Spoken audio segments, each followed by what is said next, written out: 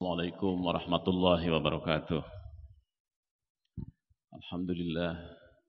Alhamdulillahilladzi arsala rasulahu bil huda wa dinil haqq liyudhhirahu 'ala ad-dini kullih walau karihal musyrikun.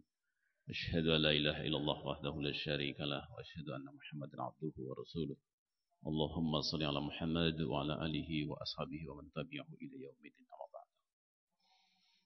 Peserta iktikaf rahimakumullah.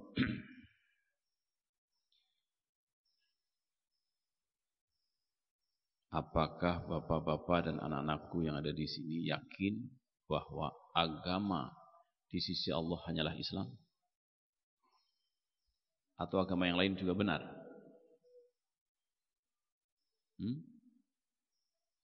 Siapa yang bisa menunjukkan bahwa agama Nasrani itu tidak benar? Karena apa? Mas yang paling depan bisa tahu? Karena apa?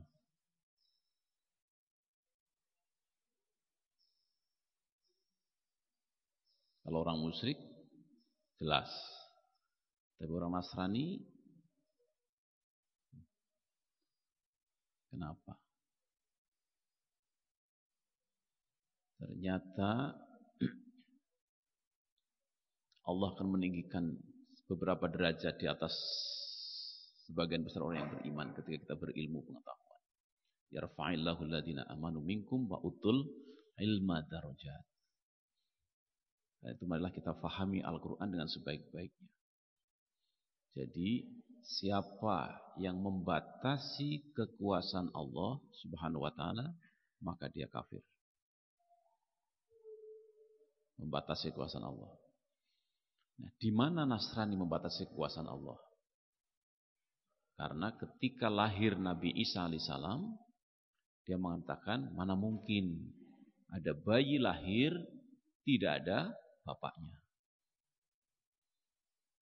Maka Allah sampaikan dalam Al-Quran, Inna masala Isa indallahi kamathali Adam. Khalaqahu min turabin wa qala lahu kun fayakun. Sesungguhnya Allah telah menciptakan Adam. Tidak ada ibu dan bapaknya. Dari tanah. Dengan mengatakan kun fayakun. Jadi maka jadilah. Jadi jangan sampai kita tidak tahu kenapa dikafirkan Allah. Karena orang Nasrani taunya bahwa bayi itu mesti lahir perkawinan. Padahal Adam dari perkawinan dari siapa? Tidak ada. Nabi Isa dari Maryam saja. Kok bisa? Nah itulah Allah. Jangan dipaksa Allah untuk kawin dengan Maryam melahirkan Nabi Isa. Subhana rabbika rabbil izzati amma yasifun. Wassalamu ala mursalin. Walhamdulillahi rabbil alamin. Al-Quran beritahu Maha suci Allah dari sifat-sifat yang ditempelkan kepada Allah oleh Nasrani. Subhana rabbika rabbil izzati amma yasifun. Semoga anak-anakku bisa faham ini. Kenapa kita harus membaca Subhana rabbika rabbil izzati amma yasifun. Allah itu maha suci atas sifat-sifat yang ditempelkan. Karena lam yalid walam yulad walam yakullahu kufuwan ahad. Allah itu tidak beranak dan tidak diperanakan. Tetapi oleh Nasrani jadikan bapak. Laqad kafara alladziina qalu innallaha salisu salasah. Nih, jadi anak-anakku yang belum tahu sekarang tambah ilmunya, ya. Jadi kenapa dikafirkan? Karena membatasi kekuasaan Allah yang bisa menciptakan segala sesuatu dengan kun fayakun, jangan dipaksa dengan ilmu reproduksi saja. Ini. Jadi kafir mau kemana saja, mau ke gereja 5 kali sehari malam, iktikaf di gereja sana silahkan. Tetap innalladzina kafaru min ahlil kitab wal musyrikina fi nari jahannam khalidina fiha ulaika hum syarrul bariyah. Anak-anakku yang saya cintai, paham ya itu ya. Jadi jangan sampai keluar dari Al-Hurriyah sudah iktikaf masih mengatakan semua agama benar. Semua agama baik. Dari mana? Yang ada inna dina indallahil Islam. Tapi tidak harus membakar gereja. Tidak harus memaksa orang Kristen. Karena la ikraha fiddin. Tidak ada paksaan dalam agama. Dan lakum dinukum waliyadin. Ini. Jadi kita harus mengamalkan lakum dinukum waliyadin. Dan kita harus yakin Islam itu agama yang benar. Yang lainnya salah semua. Gitu. Sekarang kenapa orang yang tidak percaya kepada negeri akhirat nanti akan disiksa di akhirat? Kenapa? Sama, membatasi kekuasaan Allah Subhanahu wa taala. Jadi Allah itu tidak mau dibatasi kekuasaannya dengan ilmu yang kita punya. Ya, kita punya. Allah itu bisa menciptakan kita dari tidak ada menjadi ada. Mungkin enggak dia menghidupkan kembali kita yang sudah mati dalam kubur? Sangat mungkin dan itu lebih mudah kata Allah SWT. Wa darabalana masala wa nasiya khalqah. Surat Yasin itu. Wa darabalana masala wa nasiya khalqah. Qala may yuhyil 'idhama wa hiya ramim. Kata orang-orang kafir. Siapa yang akan menghidupkan kembali tulang-tulang yang sudah hancur? Bagaimana jawab Allah? Qul, katakan, yuhyihal ladzi ansha'aha awwala marrah wa huwa bikulli khalqin alim. Katakan yang akan menghidupkan tulang belulang yang hancur di kuburan itu adalah yang telah menciptakan kamu kali yang pertama. Hanya orang yang cerdas saja yang bisa beriman.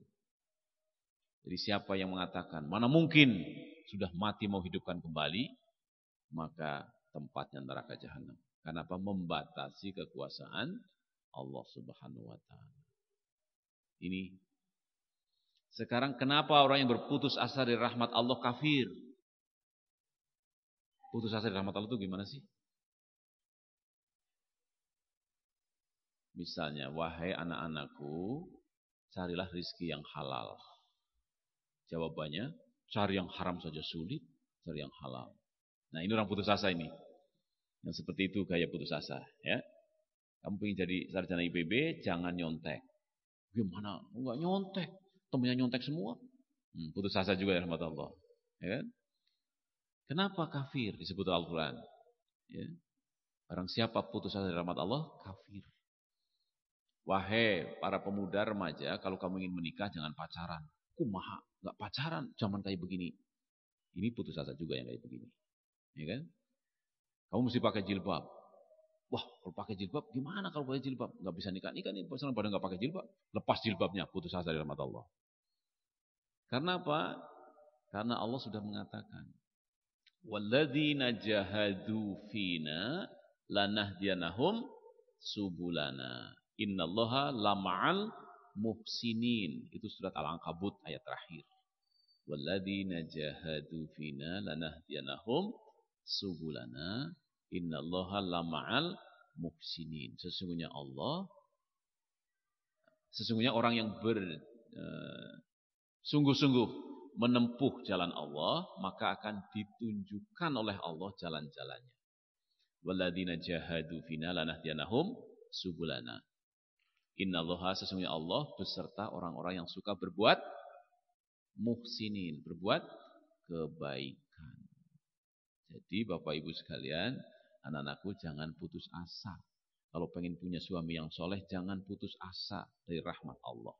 Pasti akan dapat. Karena ada janji Allah. Jangan sampai terus lepas jilbab, mejeng di sana dekat Grawida. Atau yang lain. Mencari rezeki juga seperti itu. Bagaimana kita akan menang tender yang pemborong kalau nggak nyogok? Bagaimana akan laku jualan kita kalau nggak jualan di trotoar? Ya? Padahal itu trotoar itu haknya orang lain. Nah ini, jadi banyak orang yang berputus asa dari rahmat Allah, maka akan itu disebut Allah sebagai orang kafir. Jadi orang kafir bukan hanya menyembah patung saja. Orang kafir itu adalah orang yang tidak bersemangat mencari rizki yang halal. Kemudian mengikuti rizki yang haram. Mengikuti kebanyakan orang. Ngikutin zaman. Yang anak-anak pada masih diam-diam saja. Yang bapak-bapak udah bisa mulai merasakan ini. Zaman kayak begini. Ya kan? Itu hanya orang-orang yang bersungguh-sungguh mencari rizki yang halal saja. Itu yang disebut dengan orang beriman. Oke. Anak-anakku sekalian dan para bapak ibu semua peserta iktikaf yang saya cintai. Jadi tadi saya sudah kemukakan kenapa Nasrani itu ahli neraka, kenapa musyrik ahli neraka, tidak percaya pada akhirat ahli neraka, putus asa dari rahmat Allah juga kafir. Ya kan? Juga kafir. Karena itu untuk memperjuangkan ini semua kita perlu beramal jamaah, perlu bekerja sama. Nasihat-nasihati, tolong-menolong dalam semua aspek kehidupan. Sekarang mulai seringkali kalau kita di kantor mengajak orang, yuk sholat. Sholat kan urusan pribadi. Seolah-olah kayak benar. Tidak bisa mas.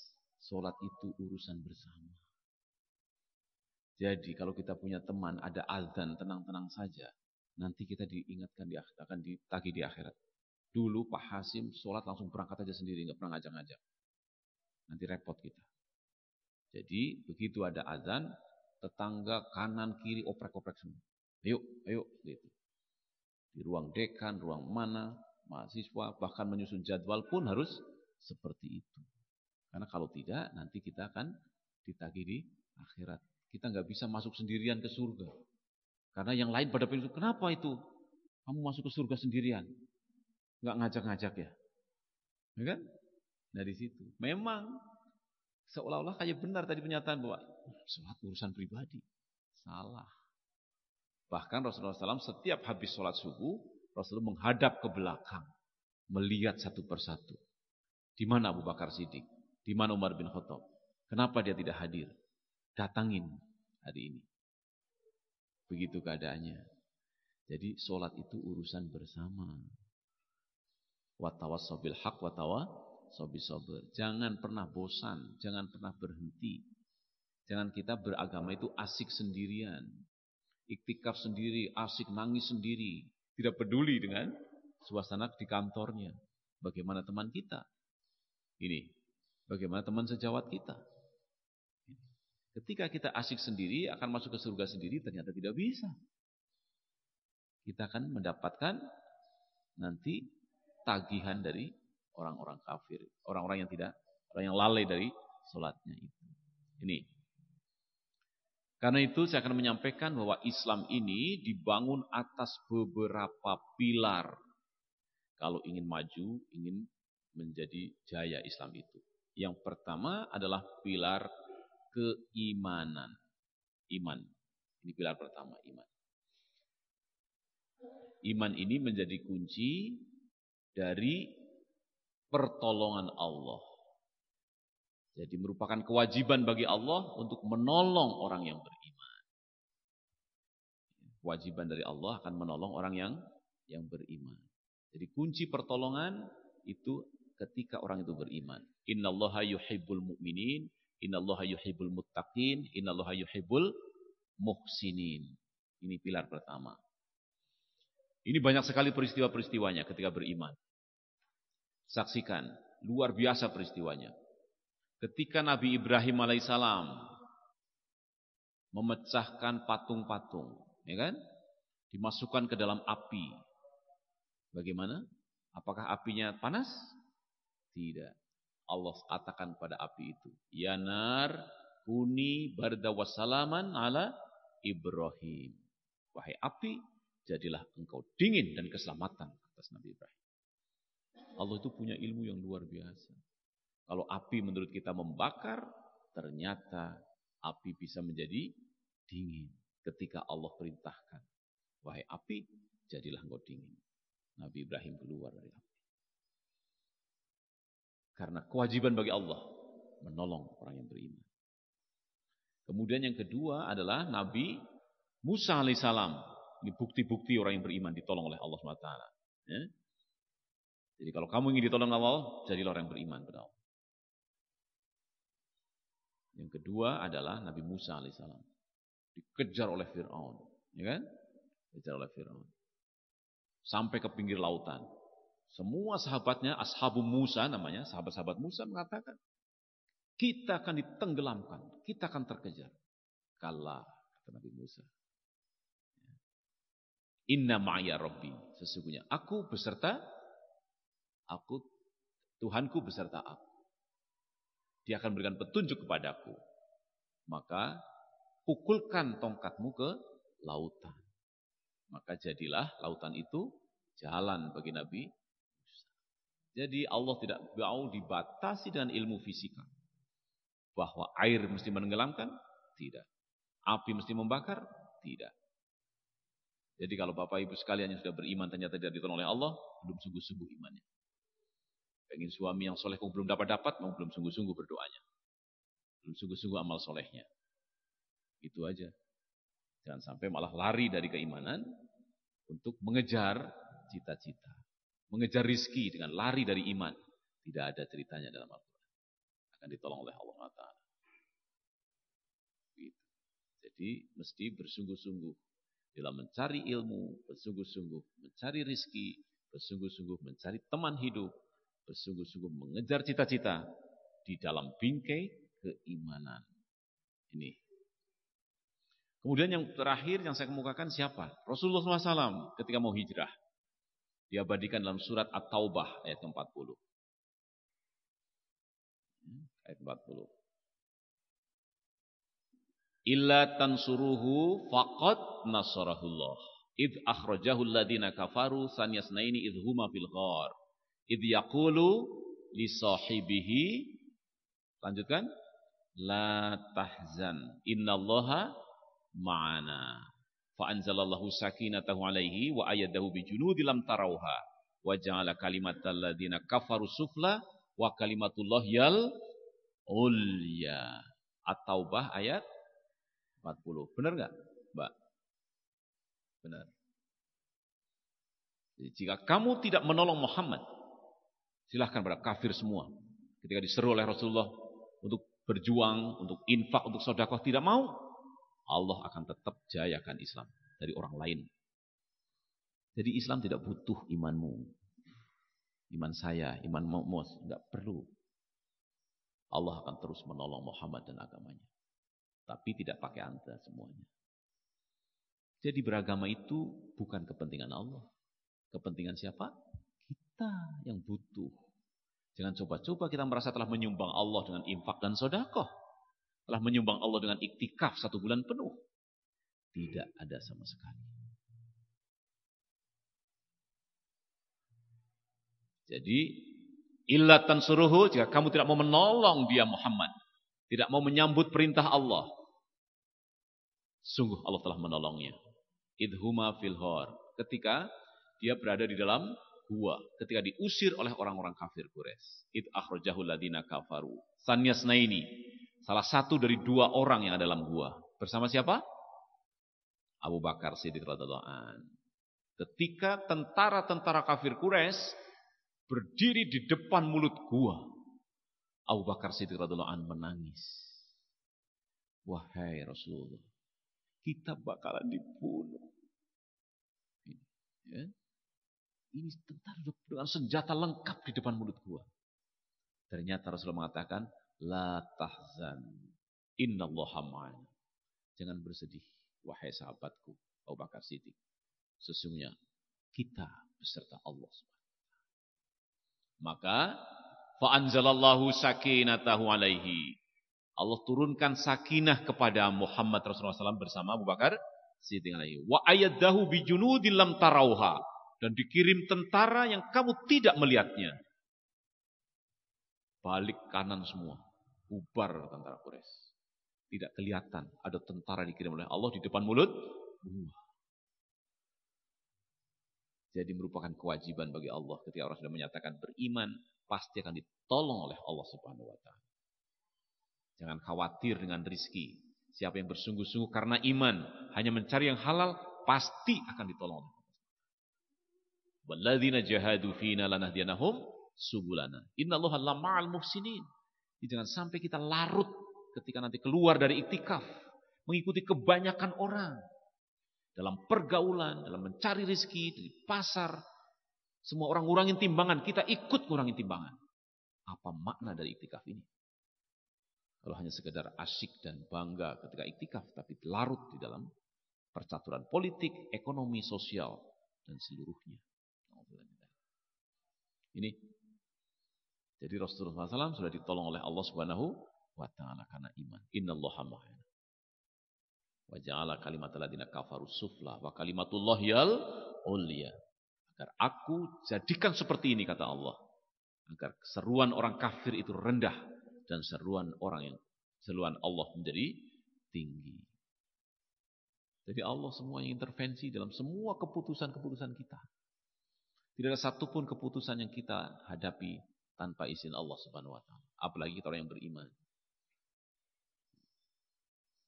Ini pilar pertama iman. Jadi iman itu mutlak. Kalau ingin maju secara pribadi, rumah tangga, negara, masyarakat, nomor satu iman. Bahkan iman ini, para bapak ibu sekalian sangat penting. Iman itu sebagai dasar persahabatan. Innamal mu'minuna ikhwatun. Apa itu artinya? Terjemahannya sangat sederhana. Sesungguhnya orang beriman itu bersaudara. Padahal tafsirnya lebih kuat lagi. Sesungguhnya yang bisa bersaudara hanya orang yang beriman. Kalau bapak ibu tidak beriman, pasti tidak akan bisa bersaudara. Yang bisa bersaudara hanya orang yang beriman. Walaupun itu anak sendiri. Kalau tidak ada iman, dia pasti akan menjadi musuh bapak ibu semua. Apalagi kakak adik. Apalagi orang lain. Berapa banyak orang yang bertengkar karena harta warisan. Padahal kakak adik. Sudah ada contohnya. Kakaknya Nabi Yusuf memasukkan adiknya sendiri ke dalam sumur. Karena apa? Tidak ada iman. Jadi kalau kita ingin anak-anak kita bersaudara dan seterusnya, maka wariskan iman. Silahkan wariskan harta tanpa iman. Cekcok deh. Jadi yang paling utama diwariskan ternyata iman. Mau punya anak berapa? 2. Tanpa iman, berantem juga. Jadi iman itu yang harus diwariskan. Karena Allah sudah sebutkan, sesungguhnya yang bisa bersaudara hanya orang yang beriman. Sebaliknya, Ansor Muhajirin, Mekah Madinah, tidak ada hubungan darah bisa bersaudara. Karena apa? Iman. Sampai Itsar, orang-orang Madinah itu mengutamakan tamu-tamunya dari kota Mekah melebihi dari kepentingannya dirinya sendiri. Padahal dia memerlukan. Waladina tabawa'u dara wal imana min qablihim yuhibbuna man hajara ilaihim wa yu'siruna ala anfusihim walau kana bihim khasasah wa may yuqasuha nafsihi fa ulaika humul muflihun. Subhanallah. Itu enggak ada hubungan darah, Mas. Surat Al-Hasr ayat ke-9. Orang Ansor dan orang Muhajirin itu tidak ada kakak adik apa-apa, bukan. Beda, hanya karena iman saja. Sampai kebutuhan makanan untuk keluarganya dikasihkan ke tamunya dari kota Mekah. Subhanallah.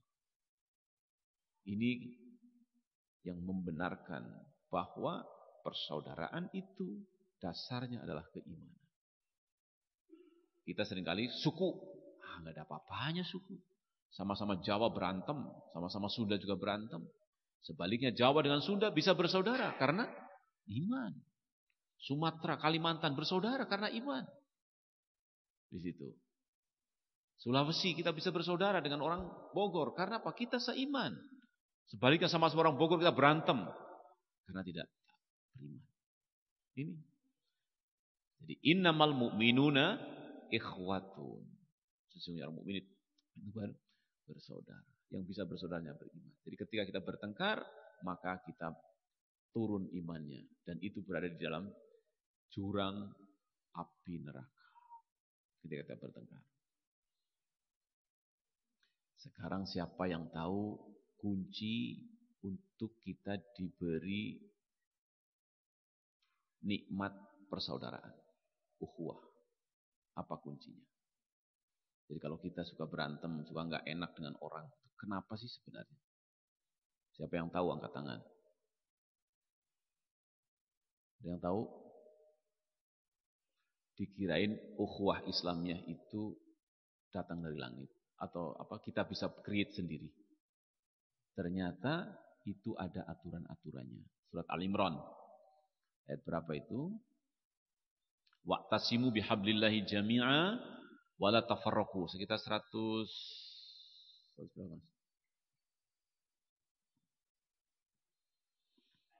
Jadi kunci untuk Al-Imran ayat 100 berapa? 103. Jadi kalau dicermati surat Al-Imran ayat 103, yang pertama hasil pencermatannya adalah bahwa ukhuwah itu adalah nikmat Allah. Binikmatihi ikhwana. Jadi merupakan nikmat Allah. Jadi orang yang berukhuwah itu orang yang mendapat nikmat. Karena itu alhamdulillahilladzi allafa baina qulubina wa asbahna bi nikmatihi ikhwana. Jadi ukhuwah itu adalah nikmat dari Allah SWT. Nah, nikmat ukhuwah ini akan diturunkan oleh Allah kepada siapa? Ketika kita sebentar ini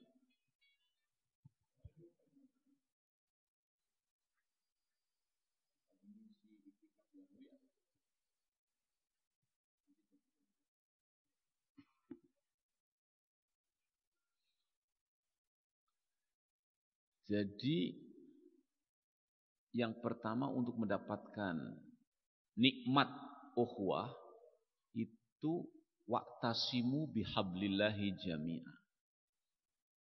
Kedua belah pihak yang ingin berukhuwah harus berpegang teguh kepada tali agama Allah, yaitu Al-Quran dan Sunnah Rasulullah SAW. Hablillahi jami'a. Ini syaratnya. Jadi Anda mesti berpegang teguh pada Al-Quran, saya berpegang teguh pada Al-Quran. Saya menimbang dengan benar, Anda membeli dengan benar. Anda berjanji harus dipenuhi, saya berjanji juga harus dipenuhi. Itu baru bisa ukhuwah. Tapi kalau saya beli, kamu kurangi timbangannya, gimana akan ukhuwah? Ya kan? Ukhuwah itu berpegang teguh kepada tali agama Allah. Bersama-sama. Wala tafarraqu. Jangan berpecah belah. Jadi kalau ada yang melenceng, kita ingatkan. Jangan malah dibesar-besarkan. Karena sekarang orang pada punya penyakit. Ketika seseorang bisnis dengan 2 orang begitu saja, yang satu belum membayar, maka tidak ditagih kepada orang yang bersangkutan, tapi disiarkan terlebih dahulu ke orang lain. Ini padahal perintahnya wala tafarraqu, jangan berpecah belah. Kalau memang punya utang, tagih ke orangnya, jangan disiarkan dulu. Ini malah disiarkan dulu, ditakan kemana-mana, malah yang ini belum ditagih. Ya kan? Itu dasar orang itu. Nah, begitu. Ini padahal perintahnya wala tafarraqu. Maka ketika yang bersangkutan baru dengar dari orang lain, kamu belum bayar utang ya ke Pak Hasim. Pak Hasim udah cerita kemana-mana. Nauzubillahi min dzalik. Nah ini. Jadi mari kita ikuti Al-Quran dan Sunnah Rasulullah Muhammad SAW. Persempitlah keburukan dari teman kita dengan langsung berhubungan. Langsung jangan disebarkan terlebih dahulu ke orang lain. Ini. Yang kedua apa? Setelah seperti itu, terjadilah ikatan hati. Ta'liful qulub. Ini. Ta'liful qulub. Jadi berpegang teguh pada tali agama Allah. Kemudian tidak berpecah belah, maka terjadilah ikatan hati. Ikatan hati itu bahasa Indonesianya sebenarnya simpatik. Senang saya bergaul dengan dia. Kalau berjualan, dia benar timbangannya. Kalau berjanji, dia menepati. Kalau aku sakit, dia menengok. Luar biasa. Aku simpatik dengan dia. Nah, kalau sudah 3 ini ada di tengah-tengah kita, maka binikmatihi ikhwana. Itulah Allah akan limpahkan kepada orang yang demikian. Ukhuwah Islamiyah. Jadi jangan harap kita akan berukhuwah Islamiyah ketika orang itu tidak mengerti Al-Quran, tidak mengerti tali agama Allah. Jadi mutlak kita mesti faham apa itu yang benar, apa itu yang salah, apa kata-kata yang baik, kata-kata yang buruk, apa yang harus kita lakukan, kita kerjakan. Baru akan jadi ukhuwah Islamiyah. Di ukhuwah Islamiyah hanya diberikan pada orang yang memahami Al-Quran. Ya. Yang berikutnya sekarang. Ini pilar keimanan yang saya katakan, pilar keimanan. Yang kedua adalah pilar ilmu sekarang. Kalau kita ingin maju, kita harus punya ilmu. Punya ilmu. Jangan sampai umat Islam itu bodoh-bodoh.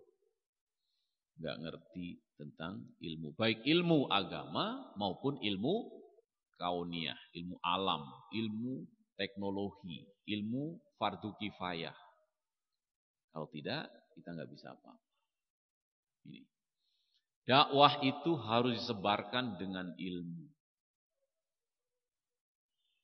Sekarang ini kemaksiatan, kebatilan memakai internet. Ya kan? Kita hanya begini saja lewat iktikaf. Cuma segelintir orang. Kita bakalan kalah oleh kebatilan. Di situ. Jadi harus pakai ilmu untuk berdakwah. Kita perlu baju, perlu pakaian, ya kan? Perlu rumah, perlu ilmu kita. Kalau tidak, kita akan beli kepada orang lain. Sekarang ini rumah-rumah atapnya sudah nggak pakai kayu lagi. Pakai apa? Baja ringan. Itu kita nggak punya ilmunya. Kita beli ke Australia itu, impor kita. Septic tank sekarang ini sudah ada yang sudah jadi, tinggal masang saja. Sudah ada bakterinya, sudah segala macamnya, jadi nggak akan berbau busuk. Australia sudah menyiapkan di beberapa toko Indonesia. Kalau tidak, kita miskin umat Islam, tidak punya apa-apa. Jadi Islam itu bukan hanya sekedar sholat, zakat, puasa, dan haji saja. Tetapi harus didakwahkan dan ini memerlukan ilmu. Coba silakan. Apalagi kalau kita mengharamkan teknologi lebih parah lagi. Rasulullah SAW dulu naik haji pakai onta. Kita berangkat dari Madura naik onta. Ya. Lewat Suramadu. Suramadu. Sampai Tanjung Priok bingung ontanya. Kita naik apa? Pesawat terbang. Dulu Rasulullah membaca Al-Quran tidak pakai penerang neon, lampu, ya kan? Tidak pakai neon. Pakai apa dulu? Pakai lilin mungkin. Lilin juga belum ada. Kenapa sekarang pakai lampu neon kita? Haram ini, bid'ah ini. Bid'ah ini lampu ini. Dulu Bilal kalau azan naik ke atas Ka'bah. Kamu naik aja ke menara sana. Ini haram nih buatan orang kamu. Lebih parah lagi kalau kayak begini nih kita. Jangan sampai yang rajin iktikaf tetapi mengharamkan mobil, mengharamkan internet, mengharamkan HP. Sementara kemaksiatan pakai HP. Ya kan? Pakai internet. Jadi kalau orang yang soleh tidak mengisi internet, internet isinya yang haram-haram. Ya kan? Isi di situ kajian iktikaf, isi Al-Quran, isi segala macam. Riyadus Shalihin masukkan ke sana. Bahkan kunci untuk Riyadus Shalihin diganti namanya. Begitu ada orang ngetik sesuatu yang jelek, keluarnya Riyadus Shalihin. Nah, ini baru ilmu komputer itu ada gunanya dalam berdakwah, ya kan? Dia pengen ngelihat gambar-gambar yang jelek, keluarnya hadis lagi nih. Ternyata kerjaan ilmu komputer, mahasiswa ilmu komputer yang Marbot Al-Huriyah, subhanallah, ini baru bagus. Ini baru dakwah, Mas. Ya kan? Dakwah.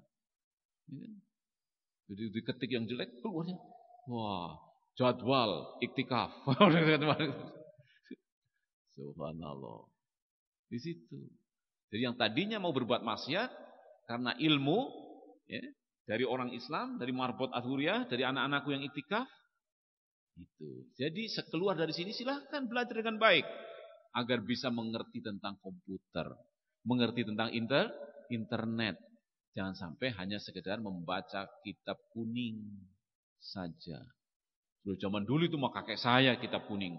Masa sekarang kitab kuning saja? Kitab kuningnya sudah diketik lagi, masukin ke internet, ya kan? Sudah web kuning. Di situ, jangan kita kuning terus.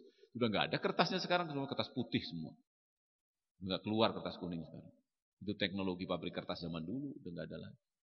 Jadi web kuning akan dibuat nanti oleh Al-Hurriyah, mandat nih perintahnya. Nggak dibuat, nggak hubungi yang ilmu komputer.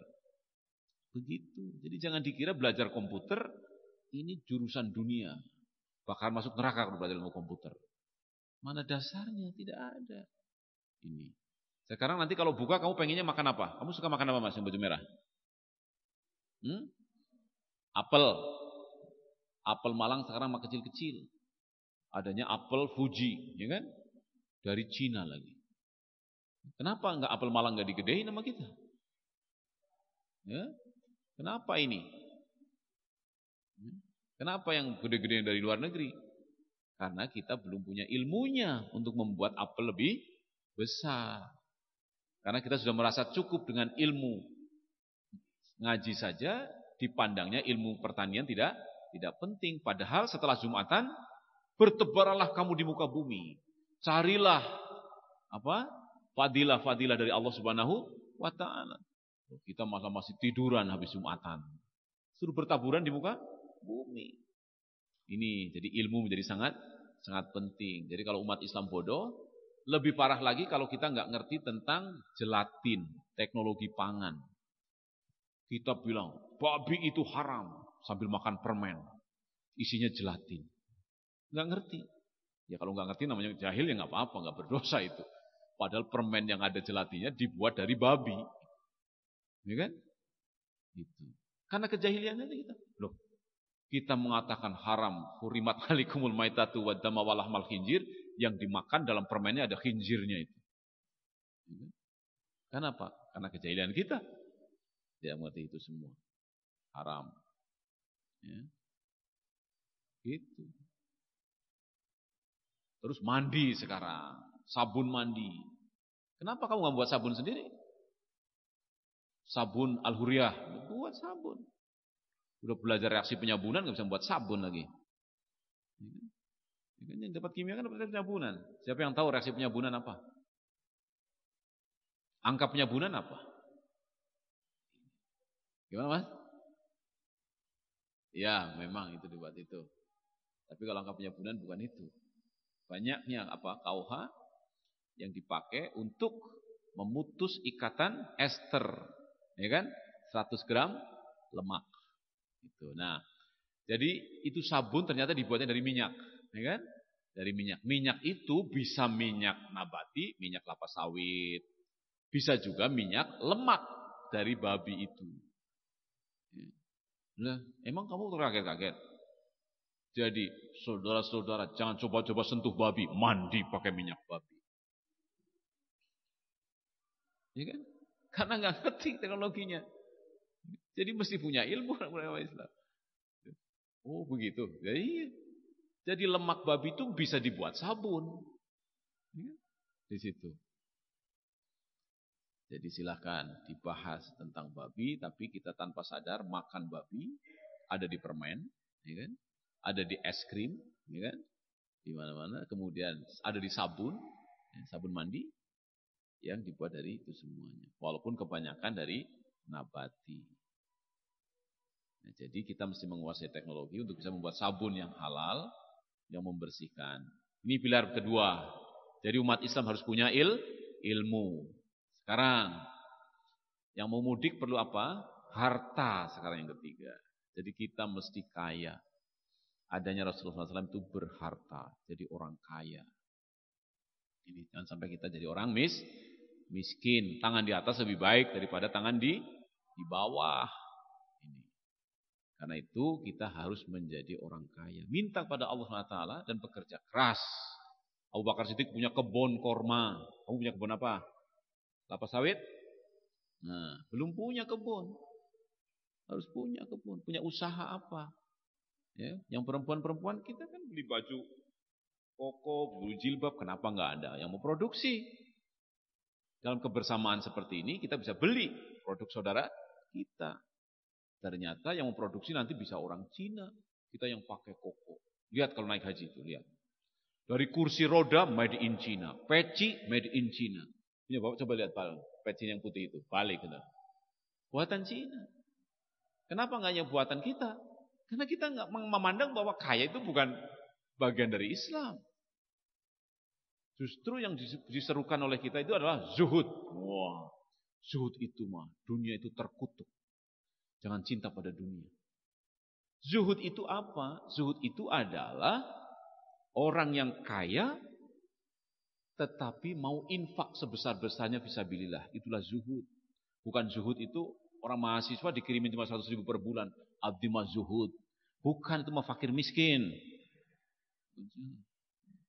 Jadi zuhud itu orang yang mampu nginep di hotel, tidur di masjid. Uangnya diinfakkan.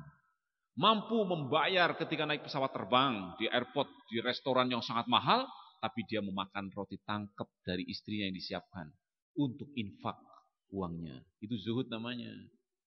Tapi kalau mahasiswa IPB di Marbot, HP-nya sudah lama banget yang dulu zaman 200.000 satu ini, gua ganti sudah sekian lama. Bukan zuhud itu fakir miskin. Karena memang Anda tidak mampu beli BlackBerry. Ya itu. Tapi kalau Anda mampu membeli mobil Ferrari, tapi Anda beli mobil Kijang saja, sisanya uang diinfakkan fisabilillah, itu namanya zuhud. Paham Bapak Ibu sekalian? Silahkan pahami tentang zuhud. Bukan pakai baju kumal karena memang gak pernah ganti cuma satu-satunya. Zuhud.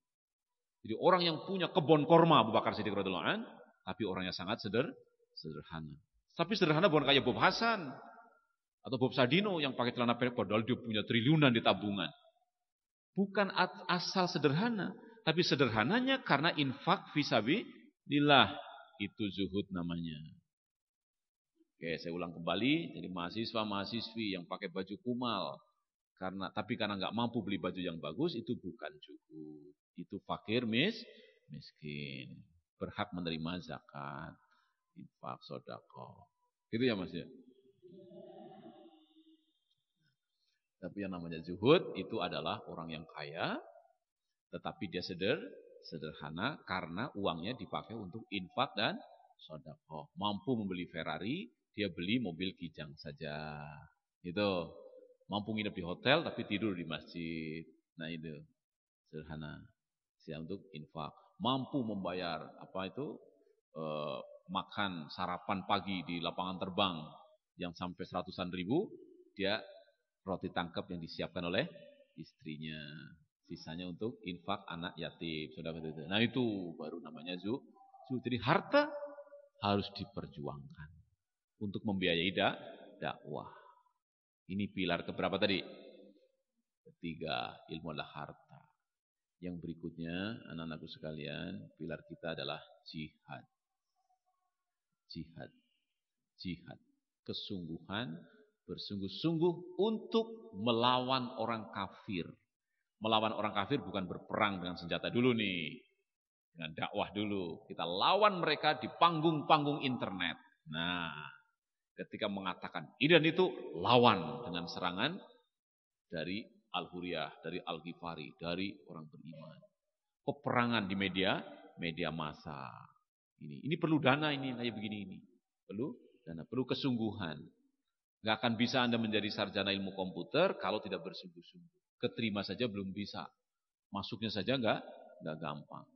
Ke teknologi pangan juga enggak gampang masuk teknologi pangan. Ya. Karena itu yang masuk ke teknologi pangan kebanyakan Cina semua. Yang menguasai pabrik nugget, pabrik sosis Cina semua. Kan sayang kalau kita punya dosen di Fateta ngajarnya cuma anak-anak Cina melulu. Yang ini pada enggak keterima di Fateta. Karena apa? Ya yang penting mah sudah sholat aja. Ya kayak begini akhirnya jadinya. Sholat itu penting, tapi harta juga penting, ilmu juga penting. Karena apa? Tugas kita harus dakwah. Jadi warasatul anbiya. Ini. Kalau dulu pedagang-pedagang Gujarat sampai nyebrang samudra. Ya, Samudra Pasir sampai di Serambi, Mekah, Aceh. Itu pakai perahu dulu. Sekarang kita pakai internet, gitu. Mari kita arungi samudra internet dengan dakwah. Kalau tidak, kita akan kalah. Karena kebatilan yang tertata rapi disebarkan dengan teknologi akan memenangkan terhadap al-haq. Walaupun itu benar, tapi tidak tertata rapi, tradisional terus, tidak maju-maju. Pakai onta lagi ke Jakarta lewat tol, kapan majunya? Begitu orang pakai celana panjang, wah ini bid'ah pakai celana panjang. Rasulullah nggak pakai celana, pakai sarung, sabgadah duduk. Mana ada Rasulullah dulu zaman Rasulullah ada sarung sabgadah duduk.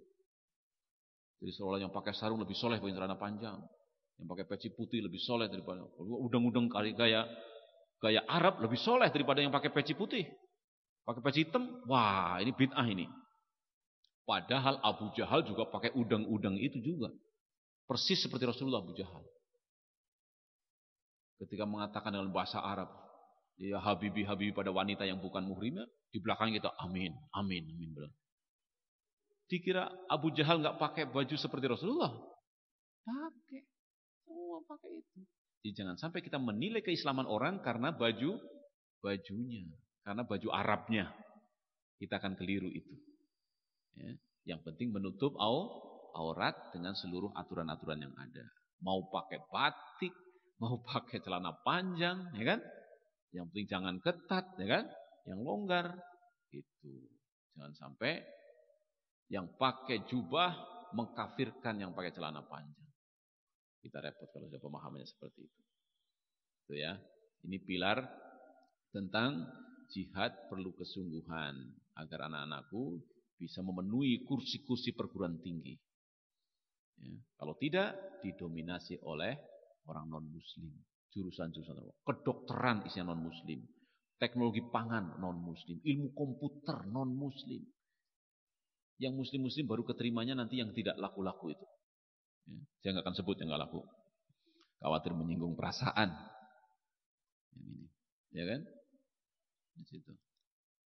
Berikutnya, pilar berikutnya adalah kesehatan, Mas. Ini kesehatan sangat penting, kesehatan. Jadi iman, ilmu, ya, harta, jihad dan kesehatan. Adanya Rasulullah SAW, seluruh pegulat kota Mekah kalah semua. Sekarang Al-Hurriyah main sepak bola lawan PSSI Bogor aja udah kalah gitu. Ini nggak benar nih kayak gini. Jadi mukmin yang kuat itu lebih dicintai daripada mukmin yang lemah. Lebih parah lagi masjid-masjid kampung-kampung itu. Begitu tarawih isinya orang batuk semua. Ya kan? Batuk semua, gimana akan jihad melawan Palestina kayak begini kan? Ya kan? Baru ke pasar Liweliang ampun. Jangan sampai anak-anakku yang iktikaf ini baru kena gerimis sedikit saja langsung pada panas kepalanya, flu, pilek. Bagaimana menjadi warasatul anbiya, pewaris para nabi? Baru baca Quran sebentar udah molor deh. Katanya iktikaf tidurnya lebih banyak dari baca Qurannya. Ya kan? Ini gimana? Karena staminanya lemah. Staminanya lemah. Coba Bapak Ibu buktikan sendiri kalau Bapak Ibu rajin olahraga, rajin senam, itu beda. Beda. Apalagi push up sampai 50 kali, itu sholat tahajud surat Yasin sampai khatam pun tenang-tenang aja. Ini imam panjang tinggi, pegel dengkul. Ini emang staminanya pada lembek. Begitu Anda umroh, Imam Sudais membaca Al-Baqarah, buset panjang amat ini. Ya kuliah saja Pak, ina atau enakal kawasar begitu. Capek kita. Akhirnya jamaah-jamaah Indonesia pada pulang ke hotel. Ngintip dari kaca hotel aja. Itu Sudais lagi sholatnya. Abdi mandi dia aja. Pegel itu kalau sholat tarawih kepanjangan. Kata mereka. Sementara orang Arab pada nangis. Karena mendengarkan ayat yang sangat indah, lantunan dari Imam Masjidil Haram. Yang ketika menyebut neraka dia bergetar, menangis. Sementara orang Indonesia pegel, ya kan? Nggak ngerti maknanya, ya kan? Mau ikut nangis apa yang ditangisin.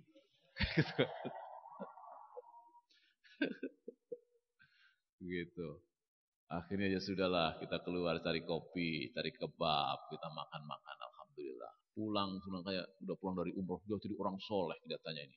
Bala ngerti nanaunan juga ente, nangis juga ente ngerti maknana teman. Nangis itu karena ngerti Ka'bah hitam tuh. Ka'bah dulu biasa di foto ayana di depan abdi. Dia nangisnya beda itu. Nangisnya karena ya seneng aja lihat Ka'bah. Sampai pulangnya saja sampai dada Ka'bah. Ka'bah dada. Nanti salam kami dari Jakartanya. Emang Ka'bah ada matanya? Tidak ada. Sampai mundur itu tawaf yang terakhirnya. Mana ada dasar tawaf sambil mundur? Enggak ada. Walaupun Ka'bah kayak apa, tetap bukan Ka'bah akbar. Yang punya Allahu Akbar. Ka'bah itu hanya tempat. Tapi dasar orang Indonesia ya sudah. Semoga Bapak Ibu enggak termasuk golongan ini nih. Golongan yang tawaf wadahnya mundur jalannya. Karena hormat kepada Ka'bah. Bukan itu. Hormat itu adalah kepada Allah Subhanahu wa taala. Jangan sampai menyebut Ka'bah akbar. Sampai saking senangnya mau pemilu, itu bendera partai politik pun ditawafkan.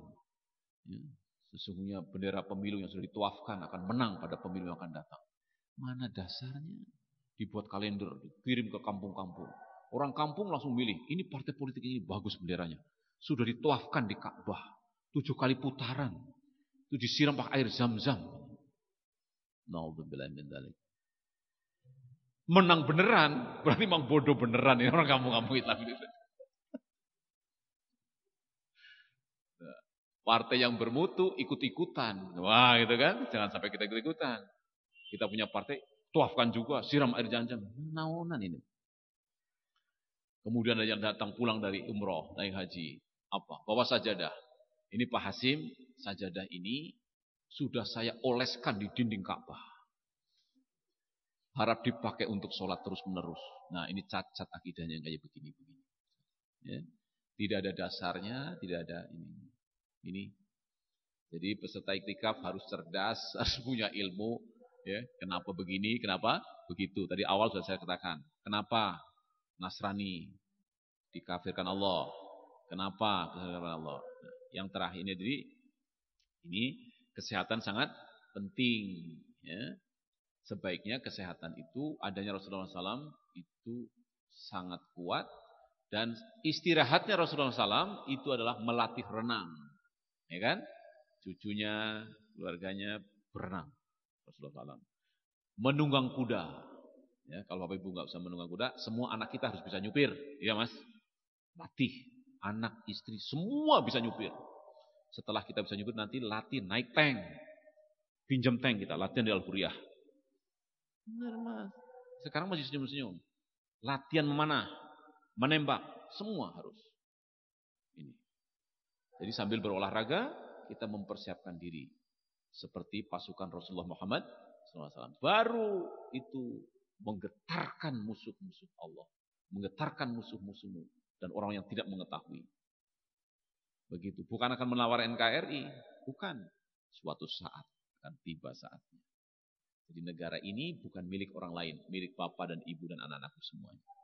Kalau mereka yang hanya lulus SMA, tidak bisa ngaji, bisa jadi anggota DPR, kenapa kamu yang rajin iktikaf gak jadi anggota DPR?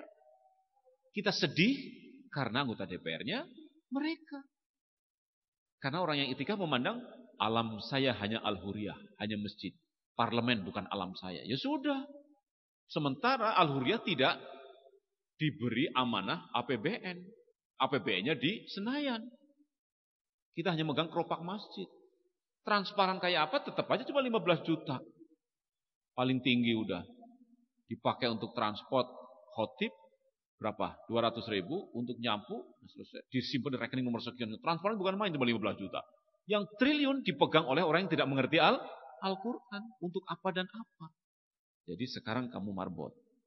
Tetapi yang akan datang ketua DPR.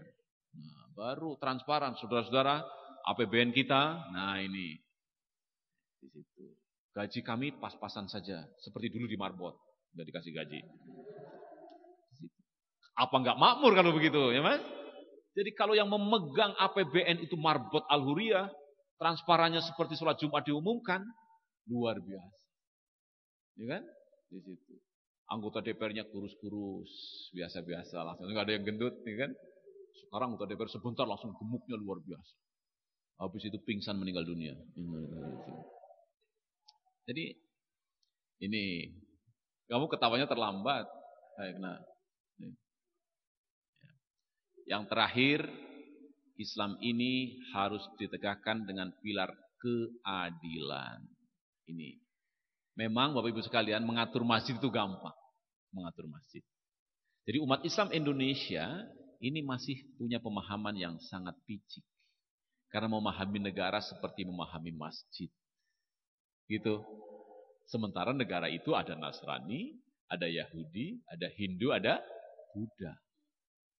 Jadi jangan sampai nanti ketika ditanya, Mas Marbot, kalau kamu nanti jadi presiden, apakah seluruh wanita suruh pakai jilbab? Gitu kan? Terus bagaimana tentang yang Nasrani yang atau orang yang Hindu, Buddha? Apakah kita akan paksa masuk Islam?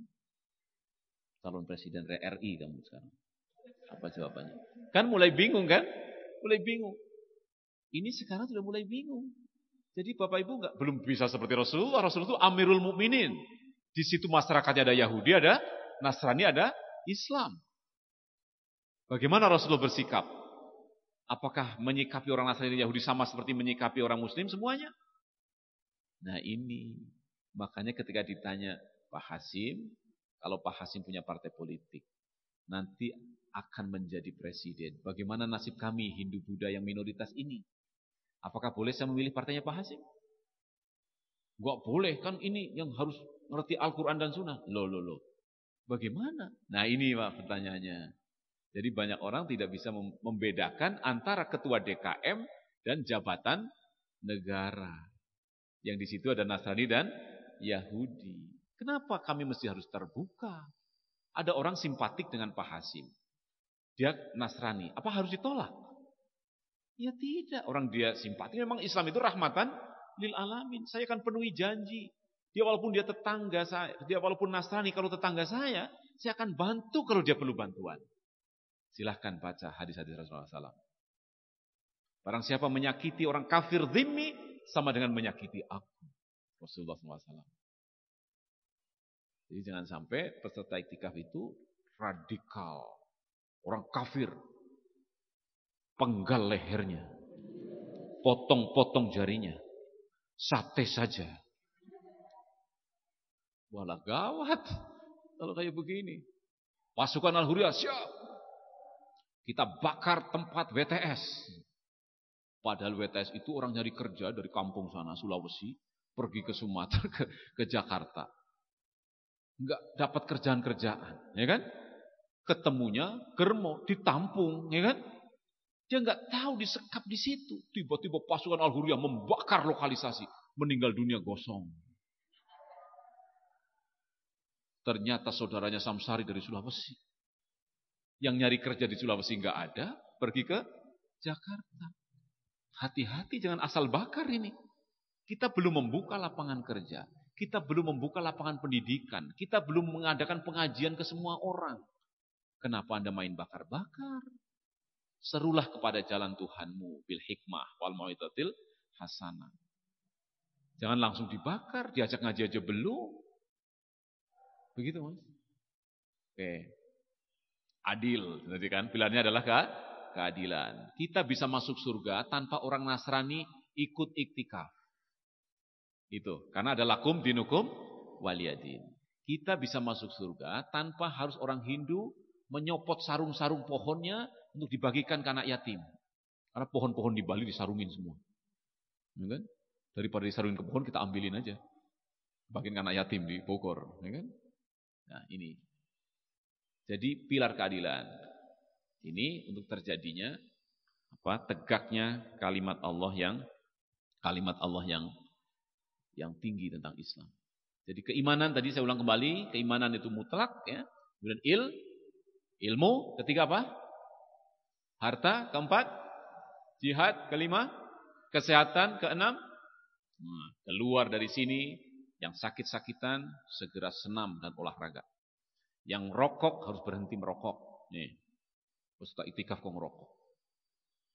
Udah ada iklannya itu. Ya, rokok membahayakan kesehatan. Ya kan?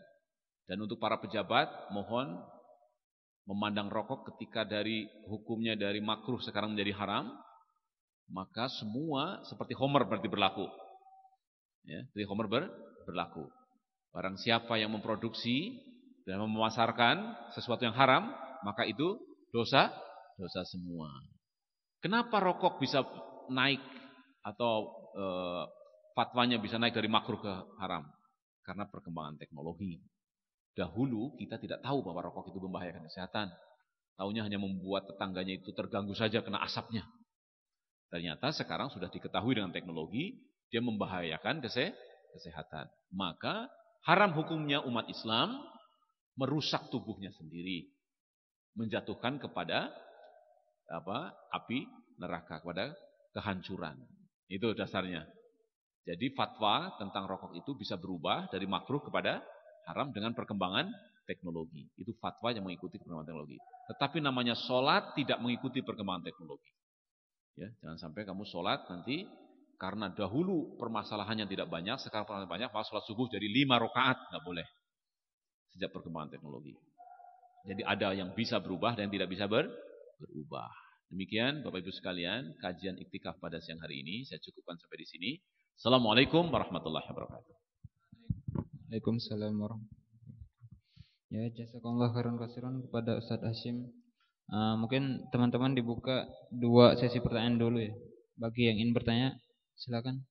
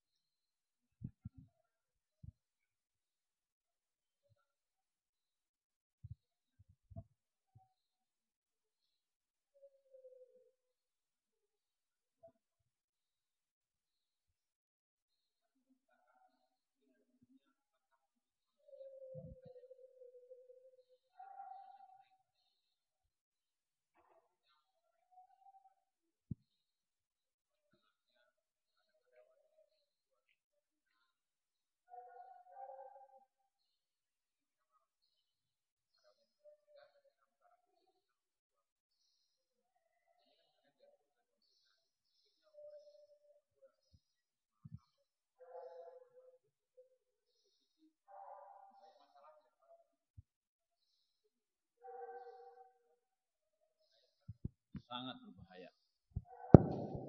Jadi Bapak Ibu sekalian, Islam itu diturunkan Allah sebagai rahmat untuk seluruh alam.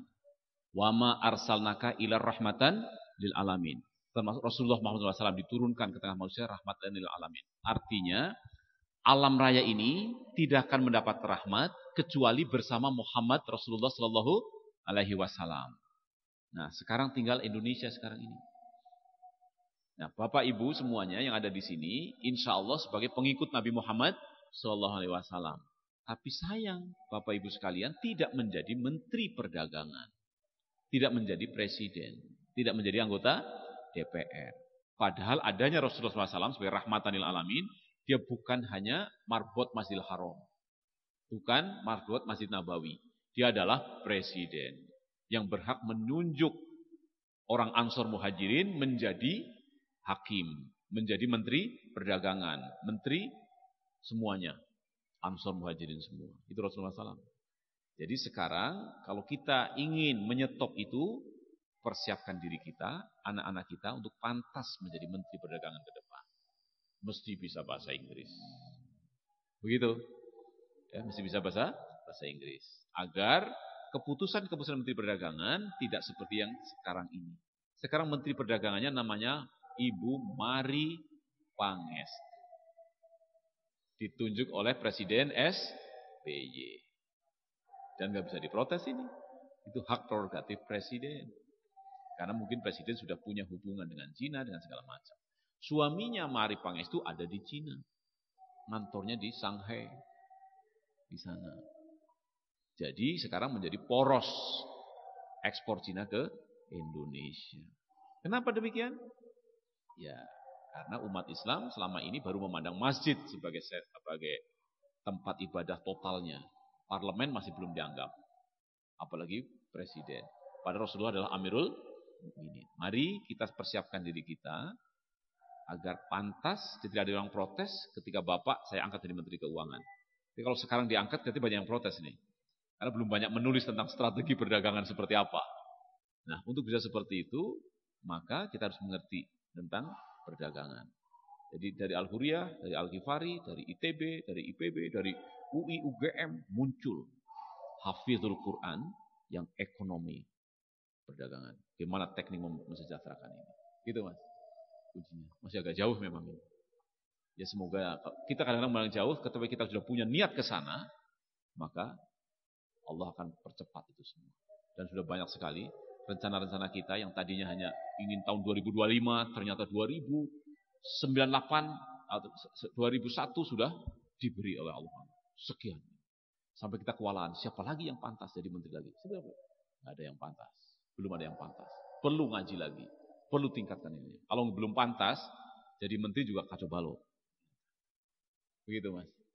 Jadi memang keputusan-keputusan Menteri Perdagangan sekarang ini cukup membuat Indonesia lebih banyak pengangguran. Ini baru tentang pakaian tadi. Cina ya kan? Belum impor daging sapi. Ya kan? Dari luar negeri. Ini akan mematikan peternak-peternak Indonesia. Kenapa seperti ini? Karena dari impor daging sapi per kilogramnya setor sekian rupiah kepada partai politik yang menjadi background dari itu. Sekarang dipegang oleh Menteri Perdagangan semua. Dialihkan ke sana. Jadi Bapak sekarang ini kalau pergi ke Hero, pergi ke Giant, itu daging bukan dari sapi kita. Sapi dari luar negeri, yang dipotong. Dombanya juga termasuk. Jadi nggak tahu kita ngapain. Tapi yang ingin saya sampaikan lebih parah lagi di samping ekspor impor ini adalah sistem ekonomi. Kita harus tetapkan secara nasional. Jangan kita memandang sudah benar negara kita ini. Masih salah total. Ketika tahu yang baik adalah ekonomi syariah, tahu yang buruk adalah ekonomi riba, ya kan? Kita keputusannya adalah ekonomi riba juga tetap jalan, syariah juga silahkan. Ini seolah-olah benar keputusan DPR yang kayak begini. Ini keputusan jahiliyah, nggak benar yang kayak gini. Yang benar kalau kita ada yang baik, yang jelek harus dibuang. Jadi kalau Bapak nanti anggota DPR, pesan dari saya, ganti dan tutup tidak ada bank riba lagi. Semuanya harus syariah. Orang non-muslim ngikutin syariah. Karena apa? Syariah itu rahmatan lil alamin. Lebih adil antara pemilik modal dan yang memakai, yang memutar uangnya. Kalau yang pakai riba, pemilik modal tidak pernah rugi. Ya kan? Karena pakai bunga. Usaha Bapak mau bangkrut, mau sukses, bunga jalan. Akhirnya orang berbondong-bondong menabung. Ini yang sering saya katakan. Menabung. Tidak ada yang pinjem. Siapa yang membayar bunganya? Negara. Kan dijamin semua bank di negeri ini oleh Bank Indonesia. Setiap hari, setiap bulan, Bank Indonesia mencetak uang baru untuk membayar bunga-bunga ini. Karena sektor real tidak ada yang berani pinjam. Uang jadi berhenti di Bank Indonesia dan uang berhenti memerlukan bunga. Akhirnya inflasi karena uang dicetak. Negara membagikan uang kepada yang punya deposito, punya tabungan. Yang kaya semakin kaya, miskin semakin miskin. Ini kita rasakan sekarang. Dulu 10.000 bisa dapat macam-macam. Sekarang 100.000 beli Britok saja cuma dapat 8 biji. Ya kan? Di situ. Milih-milih yang kecil-kecil nggak ada lagi. Semua paling kecil 8.000. Ya kan? Ada 12.000 lagi. Yang coklat 16.000. Ya kan? Capek milihnya. Jadi kalau 100.000 sekarang, dulu belok kanan belok kiri 100 rupiah. Sekarang belok kanan 1.000. Parkir dulu 1.000, sekarang 2.000. Lewat jamnya 8.000 kita di Giant keluar bawa mobil. Gaji kita seolah-olah naik sekarang 3 juta, 4 juta. Dulu 1,5 juta. Gak ada bedanya dengan 1,5 juta. Karena negara mencetak uang. Nah, jadi ketika orang tidak memakai sistem bagi hasil, petani nggak berani pinjam. Akhirnya modal petani nggak ada. Pertanian tanpa modal, ala kadarnya, bibitnya tidak unggul, kerdil semua, wortel kerdil, apel kerdil, kalah. Sementara orang-orang yang tadi punya deposito ingin makan yang enak, ingin makan anggur, wortel yang besar-besar. Menteri Pertanian, tolong impor, Bahari Pangestu, impor ke sini dari Thailand, dari Cina, masuk ke sini semua. Kalau di stop, nggak gampang. Saya punya teman akan jadi dirjen peternakan misalnya. Itu SMS-nya. Siapa yang akan mau? Jangan coba-coba menyetop impor daging. Jangan coba-coba menyetop impor sayuran dari luar negeri. Akan kamu bunuh nanti malam. Mati dan hidup. Jihad memang diperlukan. Jadi diperlukan dirjen yang berani mati. Gak mudah melawan itu. Ada mafianya, Mas. Sekarang Bapak diangkat dari dirjen bisa mati besok. Dan di Indonesia gampang mencari pembunuh-pembunuh bayaran. Munir udah hilang, ya kan? penegak hak asasi manusia. Apakah Bapak akan menyusul sekarang? Ini makanya kita perlu tahapan dalam perjuangan itu. Makanya tidak sepakat saya kalau tiba-tiba khilafah Islamiyah. Ngelindur apa? Nggak bisa tiba-tiba khilafah Islamiyah. Ini dulu bereskan pendidikan. Islam. Pahami bahwa Islam itu bukan hanya masjid, tetapi parlemen, tapi ini semua baru. Tunjukkan. Jadi menteri yang sudah jadi menteri, tolong pertahankan akhlaknya. Kesenangannya mengeruh harta, ya kan? Jangan sampai sama saja dari Al-Huriyah juga jadi menteri juga gemuk juga. Kita repot juga kalau begini, ya kan? Padahal harus zuhud dan sebagainya. Itu apa zuhud? Banyak infak, banyak sedekah, tetap langsing seperti ini. Baru jadi. Ya, jadi riba ini akan membuat pemuda nganggur, pertanian kerdil, ya kan? Lahan tidur, anak petani nggak senang petani lagi, jual tanahnya ke developer, beli ojek, ya kan? Itu anak petani. Keperluan makan kita dari sana, uang itu pun berhenti di bank. Ini riba. Silahkan lawan Al-Quran. Teruskan ini, nanti sebentar lagi 1 juta sama dengan 10.000. Terus-terusan kok kita nyetak uang terus, inflasi terus. Ya kan? Akhirnya sekarang sudah mulai wacana. Kalau begitu sekarang kulangi aja 0,3 belakang. Ya kan? Kemarin rame ya. Jadi negara akan buat keputusan. Nanti mohon maaf yang punya tabungan sekarang 200 juta. Nanti hilangin 3 nolnya belakang. Tinggal 200.000. Ya udah. Daripada pesta nol kita. Sementara coba kita ke Arab Saudi. Beli Coca-Cola, Fanta. 1 real. Dari tahun 97 sampai 2011, 1 real terus. Kita udah berubah. Belok kanan dulu, 100 rupiah, sekarang 1.000. Ya kan? Dolar juga. Cari uang dolar kalau ada uang berapa? Kita punya berapa? 100.000. 100 ribuan dolar ada? Enggak ada, cuma 100 dolar. Kita 100.000. Walah. Republik Indonesia. 100.000 harganya di bawah 1 dolar. Ya kan? Gitu. 100.000 cuma dapat berapa? Karena 100 dolar besar banget 100 dolar. Kita 100.000 untuk beli ke Giant sampai pusing muter-muter. Akhirnya dikembalikan begitu belanjaannya di depan. Terlalu banyak ngambil. Ya sudah harap maklum. Akhirnya yang dibeli cuma nata de coco.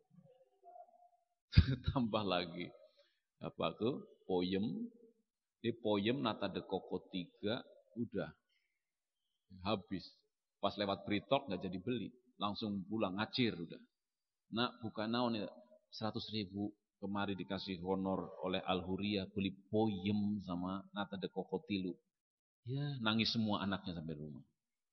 Astagfirullahaladzim. Negara menganut riba mas. Jadi yang ingin saya sampaikan Bapak Ibu semuanya, apa itu ini namanya tugas DPR itu seolah-olah benar, tapi dari iktikaf ini saya katakan salah.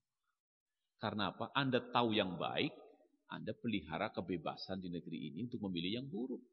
Padahal kalau ada yang baik, yang buruk harus dibuang, suarakan. Begitu. Ya, jadi sekarang iktikaf, besok iktikafnya di masjid parlemen. Itulah Ansor Muhajirin. Abu Jahal tidak mau, tidak usah ikut Abu Jahal. Kita ganti saja lewat aturan main yang ada. Itu mas, jawaban saya.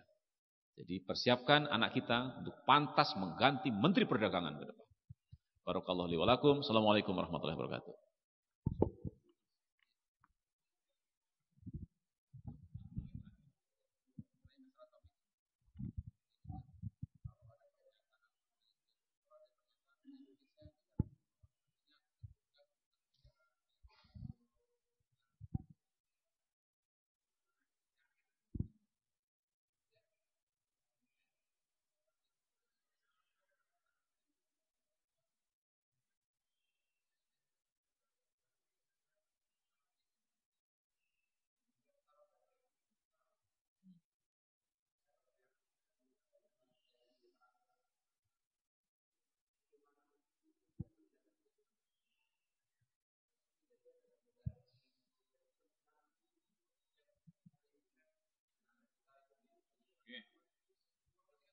Oke, saya tangkap sudah. Jadi Pancasila itu dasar negara. bukan dasar keimanan kita. La ilaha illallah Muhammadur Rasulullah itu adalah akidah kita. Itu. Jadi bedakan antara negara dengan pribadi. Kalau Bapak Ibu sekalian akan menjadikan la ilaha illallah dasar negara, orang Hindu Buddha mau dibuang kemana? Ini. Jadi saya sudah bisa paham apa pertanyaan Bapak. Karena Bapak selama ini jadi marbot masjid saja. Belum pernah jadi presiden kan? Belum. Dan hampir semua umat Islam. Kok jadi itu? Nanti Bapak jadi rektor saja sudah menghadapi masalah lagi nanti. Bagaimana sikap Bapak terhadap ini? Apakah IPB dasarnya la ilaha illallah Muhammadur Rasulullah? Sementara ada Nasrani, ada non-Muslim yang ada di situ. Kita mau bagaimana? Itu dasar pemersatu berbangsa dan bertanah air. Itu sudah lebih bagus Mas daripada tanpa dasar. Bebas-bebas amat. Ini kita sudah lebih mengfokus bahwa seluruh bangsa ini sepakat berketuhanan yang maha esa. Artinya politeisme ditolak oleh negara ini. Ya kan? Itu pejuang-pejuang Ahmad Hatta, Kiai Rum dan sebagainya itu memperjuangkannya ke situ. Sudah lebih bagus daripada tidak pakai dasar. Jadi Pancasila adalah pengikat NKRI, bukan akidah pribadi kita. Bukan. Akidah kita adalah la ilaha illallah Muhammadur Rasulullah. Kalau kita mau paksakan la ilaha illallah sebagai dasar negara, pasti akan mendapat pertolakan. Nah, tinggal sekarang mari kita isi Pancasila ini dengan dominasi oleh orang-orang yang rahmatan lil alamin, penganut lakum dinukum waliyadin. Itu. Makanya tadi saya sudah mengantarkan kepada Bapak Ibu sekalian tentang misi keadilan itu apa sebenarnya.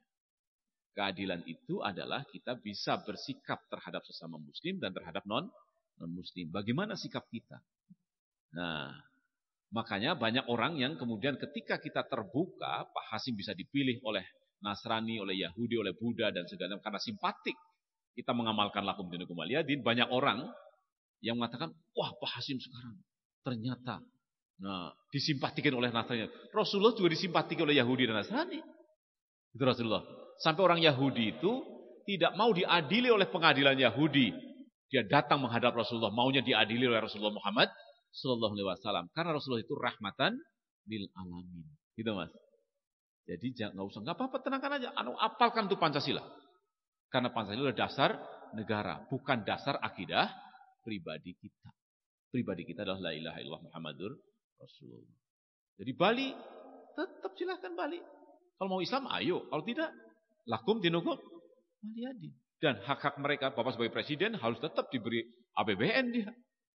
Karena dia membayar pajak masuk ke negara. Kalau tidak, kita akan pecah. Makanya pertanyaan saya, apakah Rasulullah itu Amirul Mukminin? Semuanya warganya Islam? Ternyata tidak. Gitu. Ternyata tidak.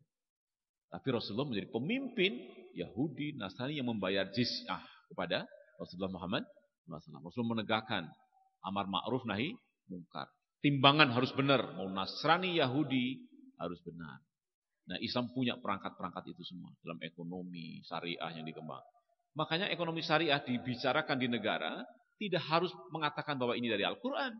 Sampaikan saja. Ini aturannya. Sekarang Singapura yang tidak pakai orang Islam juga mengamalkan menggunakan ekonomi syariah. Sudah diambil oleh dia. Kita yang mayoritas kenapa malah enggak? Kan aneh umat Islam kita. Oh, toleransi. Bukan toleransi. Jadi walaupun isinya Pancasila, dasar negaranya Pancasila, kita boleh isi dengan hukum Islam, dengan ekonomi Islam dan sebagainya. Tapi kita harus beradu argumentasi dengan orang non-muslim. Apa kelebihan ekonomi Islam? Apa kelebihan hukum Islam? Baru mereka akan mengikuti karena manfaatnya, karena rahmatnya, bukan karena sumbernya. Nah, kalau kita mengikuti karena sumbernya dan manfaatnya. Begitu Mas bedanya. Ya, ini. Jadi silahkan. Jadi nggak apa-apa Mas. Dan memang itu harus. Jadi sampai sekarang ini belum ada bangsa ini atau pemimpin umat Islam ini yang membawa menjadi presiden karena dari masjid, dari segala macam naik ke atas, pimpinan tertinggi. Makanya sekarang saya ingin bertanyakan kepada Ibu sekalian, kalau Bapak menjadi presiden, kayak apa sikapnya? Akan seperti Bapak kemukakan tadi? bakalan tidak akan jadi selamanya. Karena Rasulullah tidak demikian. Rasulullah itu menyatukan negara ya, berdasarkan Islam, tapi tidak dinyatakan bahwa la ilaha illallah itu menjadi kewajiban atas seluruh rakyat di bawah pimpinan Rasulullah SAW. Diseru iya, ud'u iya, ila sabili rabbika bil hikmah. Tapi kalau tidak mau, lakum dinukum waliyadin. Bahkan terhadap orang-orang yang dulu menyakiti para sahabat, Anda semuanya bebas. Anda mau Islam, ayo. Tidak juga, silahkan. Qulil haqqu min rabbikum. Faman syaa'a falyu'min, faman syaa'a falyakfur. Silakan dibaca surat Al-Kahfi ayat ke-29. Katakanlah kebenaran dari Allah. Siapa ingin beriman, ayo beriman. Siapa ingin kafir, silahkan kafir. Inna a'tadna lil kafirina nara. Sesungguhnya neraka telah disiapkan orang kafir. Gitu Mas. Demikian. Jadi kenapa mesti harus terbuka? Bukan mengejar suara, bukan. Karena kita adalah rahmatan. Pancasila tetap harus dipertahankan. Akidah pribadi, akidah negara. Assalamualaikum warahmatullahi wabarakatuh. Assalamualaikum. Ya, jazakallah khairan katsiran kepada Ustaz Hasim yang telah menyampaikan. Mungkin cukup sampai di sini kajian kita pada hari ini karena waktu telah menunjukkan jam 10:30. Sebelum saya tutup, mungkin dapat saya simpulkan yang pertama pada pengantar tadi, yaitu yang membatasi kekuasaan Allah maka dia kafir. Kemudian barang siapa yang putus asa dari rahman Allah maka juga dia disebut kafir. Kemudian Islam ditegakkan atas 6 pilar. Yang pertama tadi pilar keimanan. Kemudian kedua pilar umat Islam harus memiliki ilmu. Dan yang ketiga memiliki harta. Yang keempat jihad dengan memerlukan kesungguhan. Yang kelima kesehatan dan yang terakhir keenam keadilan. Kita tutup dengan lafaz kifaratul majelis. Ya, lebih dan kurang mohon maaf. Wassalamualaikum warahmatullahi wabarakatuh.